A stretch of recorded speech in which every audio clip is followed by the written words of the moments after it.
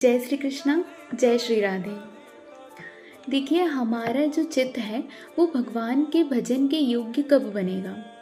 हमारा चित्त भगवान के भजन के योग्य तभी बनेगा जब हमारी शास्त्रों में श्रद्धा हो और हमारी गुरु में श्रद्धा हो। आजकल ये देखा जाता है कि गुरु में और शास्त्र में तो श्रद्धा होती है, हम गुरु को और शास्त्र को तो मानते हैं पर गुरु की और शास्त्रों की नहीं मानते हैं।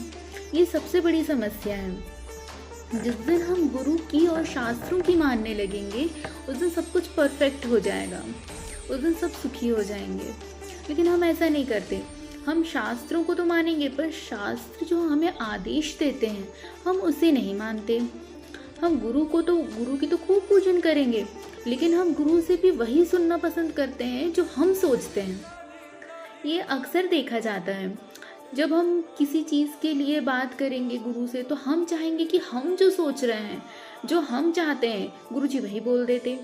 लेकिन ऐसा वो क्यों करेंगे? वो तो जो सही बात है आपको वही बताएंगे। इसलिए हमें गुरु पे और शास्त्र पे श्रद्धा होना बहुत ज़्यादा ज़रूरी है। आप शास्त्रों को तो मानिए, साथ ही आप शास्त्रों में क्या लिखा है उसे भी मानिए। आप शास्त्रों का अध्ययन कीजिए। जब तक आप उसका अध्ययन नहीं करेंगे तो आपको कैसे पता चलेगा कि उसमें क्या लिखा है और हमें भगवान ने क्या आदेश दिए हैं कि हमें जीवन कैसे जीना है। आपको अगर अच्छा जीवन जीना है तो इसके लिए बहुत ज़्यादा ज़रूरी है कि आप अपने शास्त्रों का अध्ययन करें और उसमें जो भी चीज़ आपको ना समझ में आए तो फिर आप जाके अपने गुरु से पूछिए कि मुझे ये चीज़ समझ में नहीं आ रही है, भगवान आप मुझ पे कृपा करें।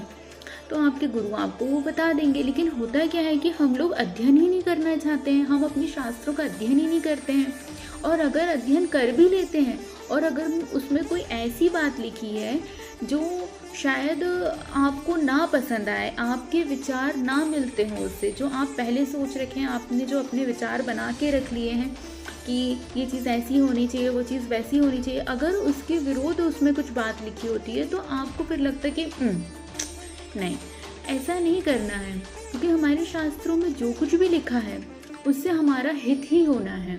हमें अपने थॉट्स को चेंज करना है। अगर हमारे थॉट्स नहीं मिल रहे हैं हमारे शास्त्रों के वचन से तो हमें हमारे विचारों को बदलना होगा। ऐसे ही हमें जो भी हमारे गुरु शिक्षा देते हैं हम लोग बस सुन के और चले आते हैं। हम हमारे गुरु के पास जाएंगे, 1-2 घंटे का प्रवचन सुनेंगे और फिर हम लोग वापस आ जाते हैं। पर हमें वैसे नहीं करना है। अगर हम उस सत्संग की एक लाइन को भी अगर हम पकड़ लें और उसे हमारे जीवन में धारण करें तो हमारे जीवन में बहुत परिवर्तन आएगा। यही चीज़ है कि जिस पे हमें ध्यान देना है। विचार, हम विचार नहीं करते।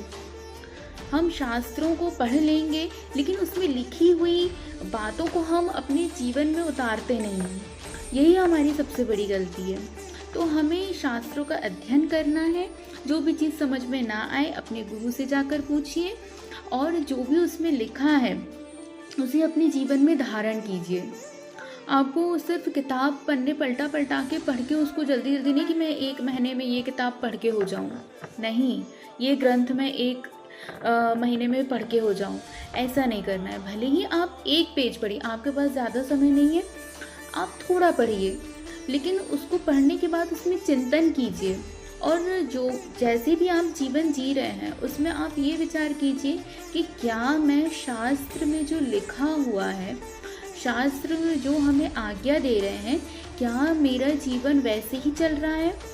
अगर नहीं चल रहा है तो हमें उसे सुधारना है। हमें गुरु की और शास्त्रों की बात को मानना है। तब हमारा मन जो है, हमारा जो चित्त है वो भगवान के भजन के योग्य बनेगा। जय श्री कृष्ण, जय श्री राधे।